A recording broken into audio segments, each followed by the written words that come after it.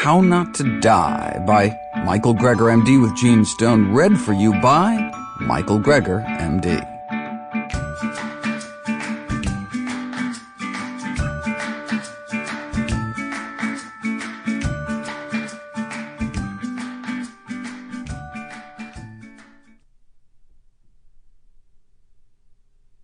Preface. It all started with my grandmother. I was only a kid when the doctor sent her home in a wheelchair to die. Diagnosed with end-stage heart disease, she'd already had so many bypass operations that the surgeons essentially ran out of plumbing.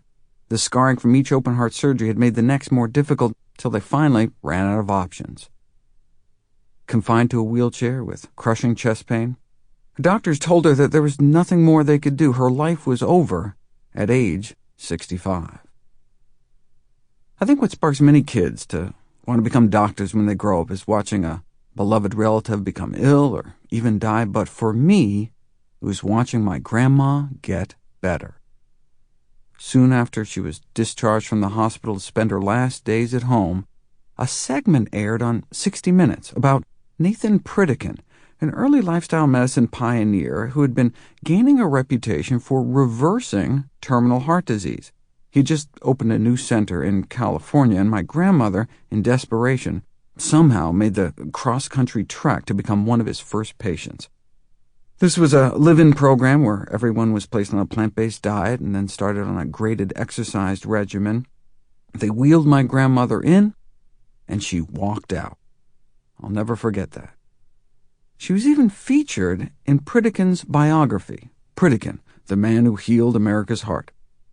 My grandmother was described as one of the death's door people in the book.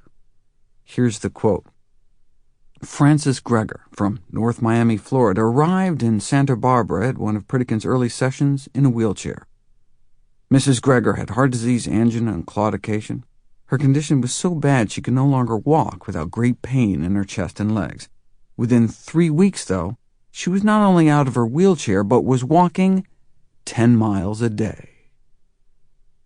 When I was a kid, that's all that mattered. I got to play with Grandma again. But over the years, I grew to understand the significance of what had happened.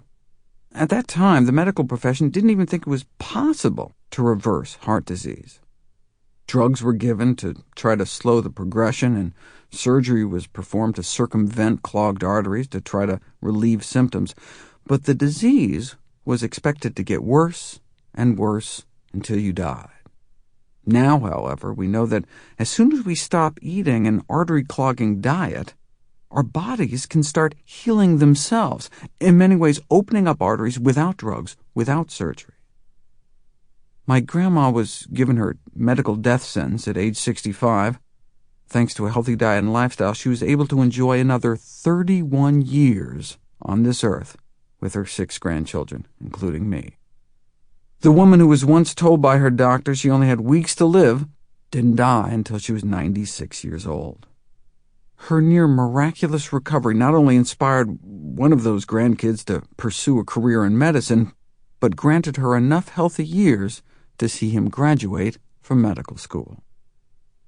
By the time I became a doctor, giants like Dean Ornish, MD, president and founder of the nonprofit Preventive Medicine Research Institute, had already proven, beyond a shadow of the doubt, what Pritikin had shown to be true.